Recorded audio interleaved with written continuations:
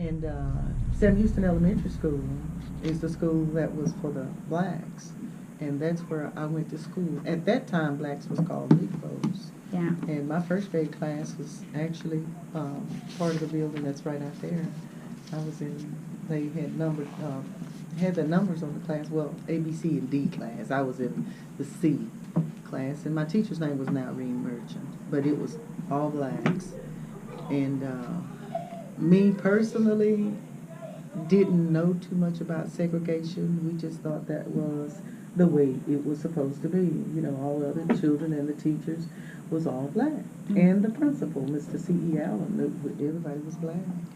And school experience was real good for me. I loved school.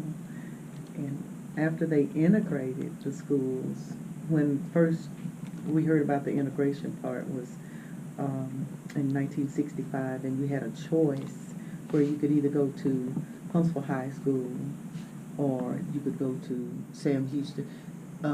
And actually, we call it the white school or a black school at that particular time. Mm-hmm. You could go to, you had your choice as to what school you could go to. A lot of my classmates' parents made them go to the Huntsville school. How many brothers and sisters? The brothers and sisters I had, there were 5 of us. My mom and dad had 5 children. I had some half sisters and brothers from my dad's previous marriage, but they were all much older. Oh, okay. So they were way old. They were old enough to be my parents. Okay. My dad was an older guy. Did they all go around to school around the same area? They didn't go to school here. They were actually living in Houston and Cleveland at that time. Oh, okay. Yeah, so they were all grown, had their own families started. My nieces and nephews, they were my age. Well, what was the question? What? But my dad protected us Mm-hmm. from a lot of the division, the segregation and stuff. When we would go shopping, we shopped at Vic's Grocery, Mm-hmm. and he was the kind of the owner, he treated everybody the same. So I'm sure that's why my dad picked that particular grocery store for us to shop at. And he got our shoes from Felder's Shoe Shop. I think it was Felder's, who was a white owner, and he treated us nice. We didn't have a problem there. And I'm pretty sure that places where my dad knew that people were treated differently, he didn't take us because I never had the feeling of being different. Mm-hmm. The only thing is there was a little hamburger stand right next to the grocery store, and sometimes my mother would stop there after we made groceries and get us a burger, and we had to get our burger from through the window. We couldn't go inside and sit down, and we would see the other people sitting inside, but they were all white. But we never knew why, and when we would ask her, why can't we go in and sit down, she would tell us something like, we need to get home, you know, we have the groceries and stuff, we need to go home. And we never really knew that it was because they didn't want us in there. And then you went to high school, where was it? When I went to Huntsville High School was in my sophomore year, Mm-hmm. and that was the year that there was total integration. Everybody had to go, and that was the 68-69 school year. It was mandatory that the schools were fully integrated. So when I got to school, you know, it was just a combination. We tried to stick with, you know, you try to hang with your regular classmates that you knew from first grade on up, but it was kind of hard. And a lot of the classes that I was in, there was only like 2 or 3 blacks.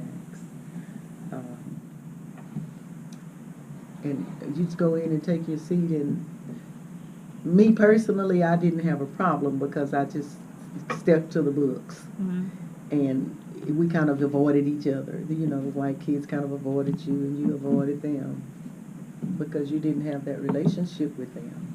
And the teachers, some of the teachers were nice, and some of the teachers weren't as nice. I remember in an algebra class, several of my friends were in the class with me, and we made good grade on the test, and the white children didn't make as good. So the teacher said we cheated, and he made us retake the test. Did you make which we passed the test too? again.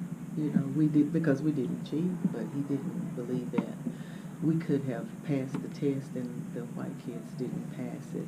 It was an algebra 2 class, I believe.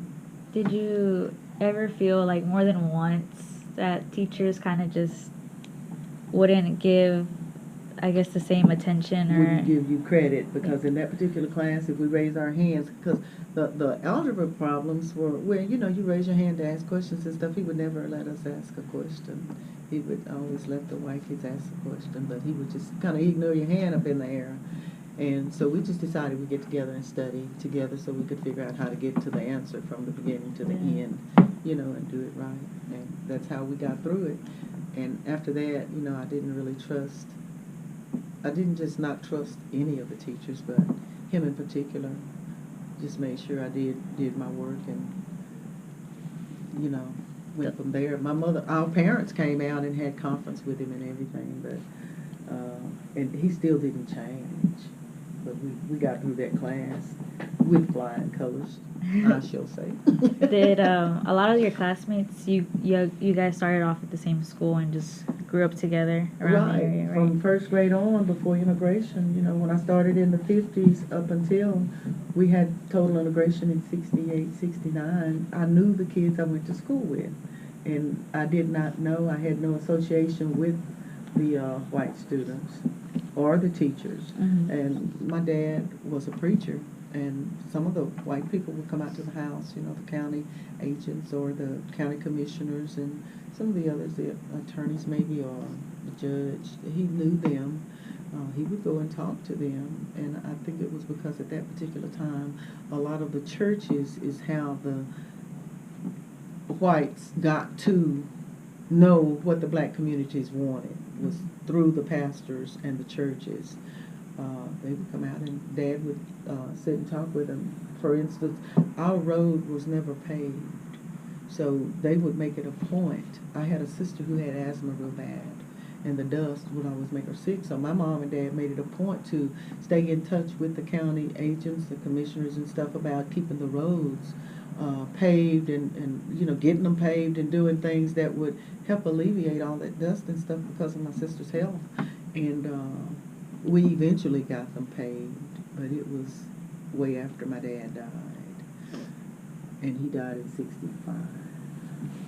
Was there, when the school was integrated and your classmates, would any of them show any rebellious actions towards? Some did, but they tried to do what they were supposed to do, but there was this atmosphere that you couldn't express yourself. The teacher, it was like the white kids could talk in class, and that was okay, but you couldn't talk in class. You know, you would get in trouble and get sent to the office, stuff like that. Or if somebody was talking to you and you didn't say anything, when you said something back to them, it was like, you're the one, you know, I didn't catch them, I caught you, and you get in trouble. And I know some of the boys in physical ed and stuff like that, they would tell me that, you know, we would hear about what had happened to them, why they got kicked out of school, because in the games and things that something happened, or, you know, when you're shooting basketball or whatever, those contact sports, that it was always your fault if something went wrong. And when you try to defend yourself, then you're being disrespectful, you get kicked out of school. Did, I know you had said before, you were part of one of the last segregated classes before. Mm-hmm. I was so you were the last freshman class. You were a freshman, yeah, okay. When they totally integrated. And then, what was I gonna say? Did you guys, I know you experienced, like, when you were a freshman, some of those festivities, like, I guess the homecoming thing, you know, homecoming prom. They did. Now, I didn't go to a lot of those. I didn't go to a lot of them. But I do know that they always tried to give the white kids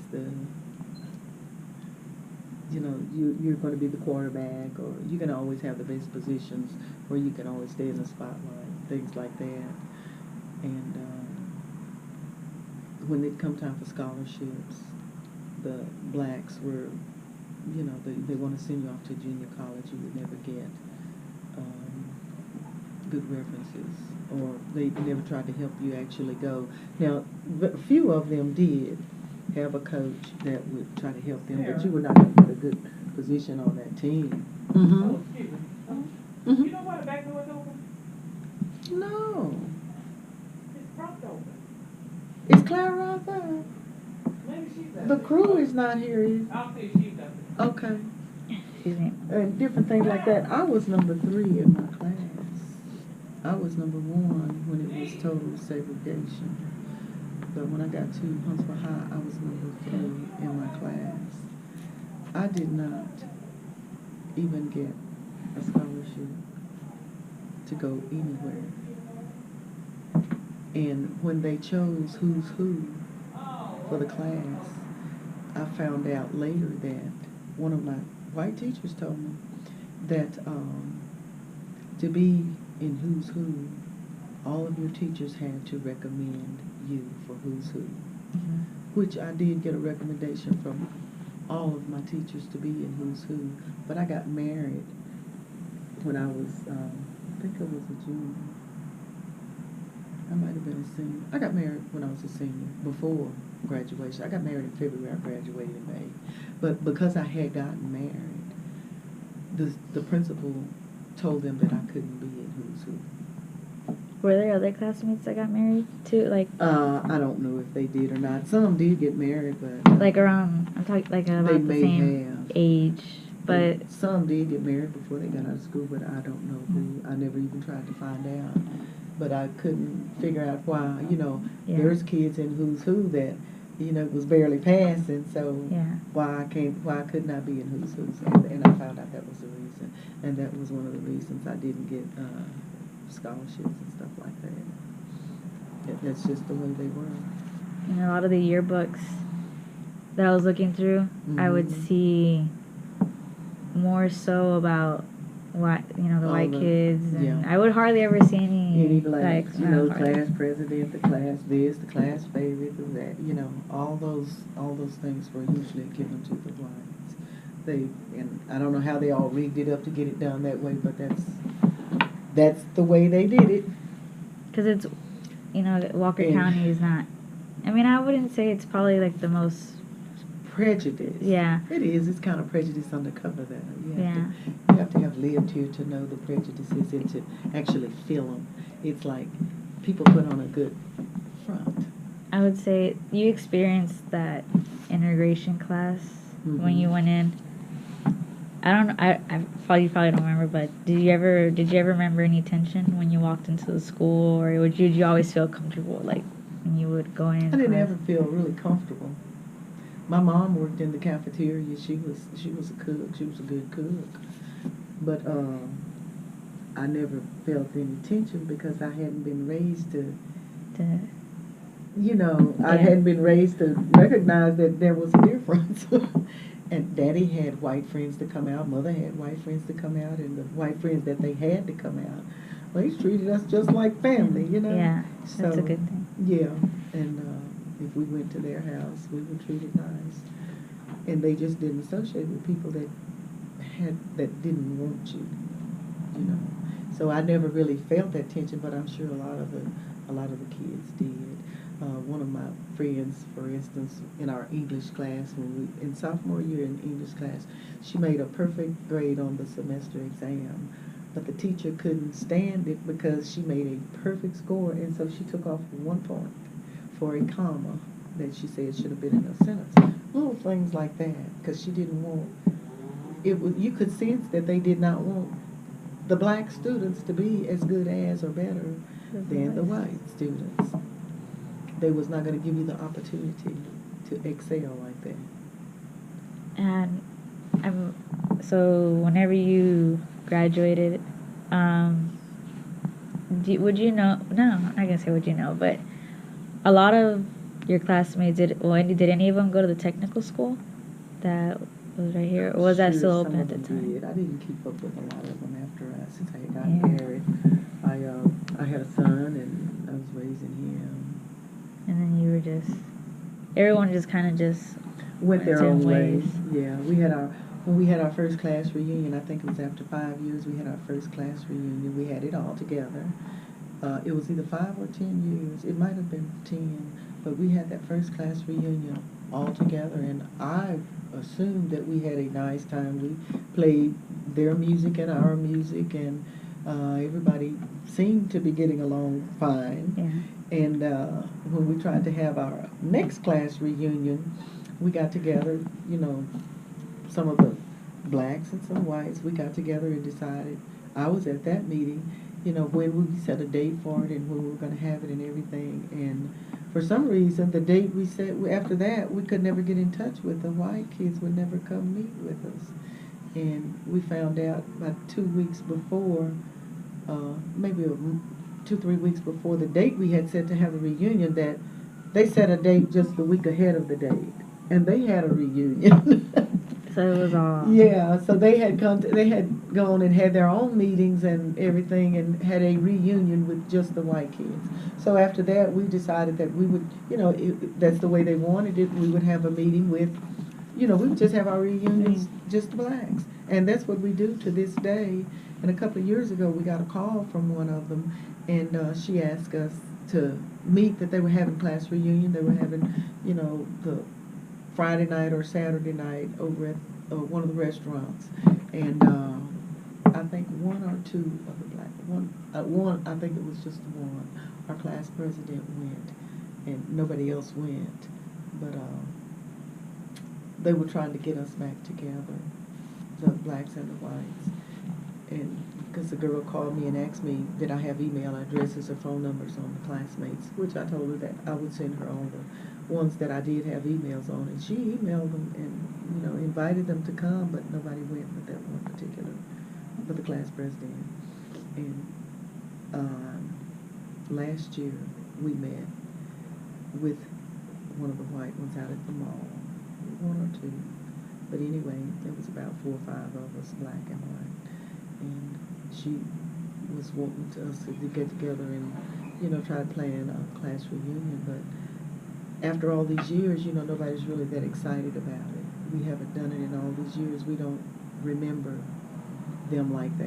And some of us still will go when they have something, but the majority of us, it just doesn't mean anything anymore. And some of the white girls that I did make friends with, I stayed friends with them. A couple of them have already passed, but I was friends with them until, that happened. And the others, I can't remember any now that's still living that I actually made friends with. When school was over, it was over, and that was it. We went our own separate ways. Do you remember the principal and your freshman year? J.J. Head. And Ben Hooker was the vice. And that... He was prejudiced. That was in the... I was 10th grade. Okay, but do you remember the one year before they got integrated? Before they got integrated, they had a white principal over at our school. I want to say it was Mr. Stiles, Frank Stiles. Was there a difference between the principals in both of the schools? Because what they actually did was, we had a principal. At the Sam Houston High School, it was still segregated. Mm-hmm. They sent us a white principal, and I guess he was supposed to be there to help us to get used to the idea, maybe. I don't know. I have no idea, yeah. But that's what happened. And when they fully integrated our principals, black principals and stuff, they were given positions like teachers' positions or counselors. Oh, okay. And then some of the teachers they were just given teachers' jobs. Some of the teachers didn't get a job. And the principal at Huntsville High, was he... I don't want to say was he nice, but... He was prejudiced. Okay. And you could tell.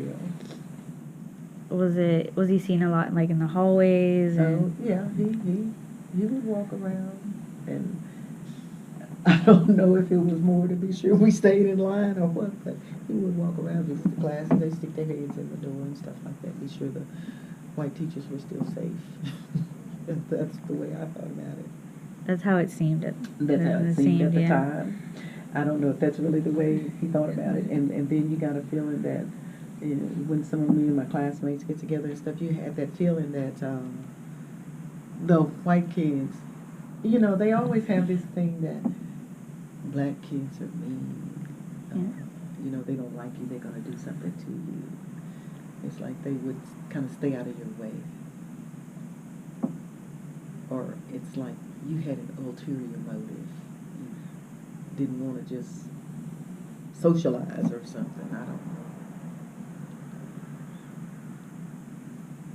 know. Did the festivities at Huntsville High, was there a lot of chances for blacks to get involved, or? There probably was. I didn't try to get involved in a lot of stuff. I think the few black kids that actually went over in 65 were more accustomed to what the activities and stuff, because one of my friends, she was a cheerleader, and she acclimated real good, and she was smart, and she was a cheerleader, and she seemed to have been accepted real well by the people that she associated with. And as far as getting in some of the clubs and stuff, we didn't do it. Some of them did, but some of them were more aggressive at getting, more determined, shall I say, at getting involved. I didn't even try to get involved, really. And in the back of my mind, it might have been, I have, the way I think is, if you don't want me there, I don't want to be there. So I do what I need to do and get out. A lot of them didn't feel like that. That's just me personally. Yeah. But I didn't try. I just made sure I maintained my grades and did what I was supposed to do to get out of there as quick as I could. From what you saw. That was my feeling. I see what you mean. From what you saw in from what you saw in your freshman year, because it's a different environment as the other years. Like the equipment that you used, like in school. Antiquated, probably. We did get hand-me-downs, hand-me-down books and things of that nature. But at the time, you don't think about things like that. We never thought about that. I'm pretty sure the teachers were more aware of that and could feel that inequality. But we knew that we were not getting as many opportunities as they had. And we knew that we had old stuff to work with, old books, because, you know, the books that they would hand you out, you always saw all these names in it. And sometimes the books, you could tell that they had come from somewhere else, because you had a bunch of names in it you didn't recognize. So you knew that that book was a hand-me-down from way back, because you had to write your name in the book and what year you got it. Because you had to give an account for that book. You know, at the end of school, they made sure that all the books were taken up. What? And then when you went to Huntsville High, was it the same process? Like the... It seemed like sometimes you were getting a new book, or there was only a couple of names in it, so you knew it hadn't been used that very much. long. And sports teams that in your freshman year got everything basically handed down, or was it Well, just... I didn't Really really look at know, it. but I know that we did get hand-me-down things from Huntsville High. By the time I was in high school, things may have gotten better as far as the uniforms and stuff like that, because a lot of the black teachers and stuff that had been in the system so long, they went out of their way to provide for the kids and to make sure that they had a lot of the things that they needed. And some of them, I guess, had businesses and stuff that could help with help finance stuff for the kids. I don't know for sure. Did you ever have any teachers who were just so welcoming? And I would say, like, I did have some good teachers. My vocational office education teacher, Pauline Smith, she seemed to be nice. She was good at what she did, she seemed to treat all the children fairly. And I cared a great deal about her. And I had a typing teacher, Frances Oliver. She was old. She was real old. And she did her job. She just treated everybody like, you're my student and you better get this, And she was fair. She was hard, but she was fair. And some of the other teachers I liked an awful lot. They treated you right. Ann Fralick, she's still living. She was my history teacher. And her class was the first class I learned about pop quizzes. Because I didn't really study a lot until I knew we were going to, if you know you're going to have a test, you study. Yeah. When you don't know you're going to have it, you just put your homework off until, you get ready to. But she fixed us because she gave that first pop quiz. After that, I made sure I knew my lesson. But I didn't flunk it, but I could have made better. But she went on to be a principal. Now, she seemed to always be fair and concerned about the students. It didn't matter your color.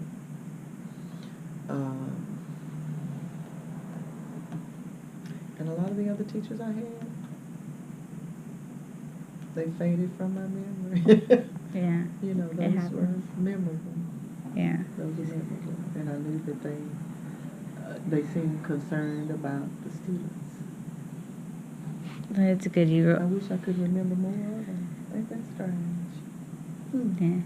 As time goes by, I forget things too. Yeah, I only remember some teachers. And some you just try to get out of their class as quick as you can. Yeah. That's how it is. And that was probably my last question. Was it?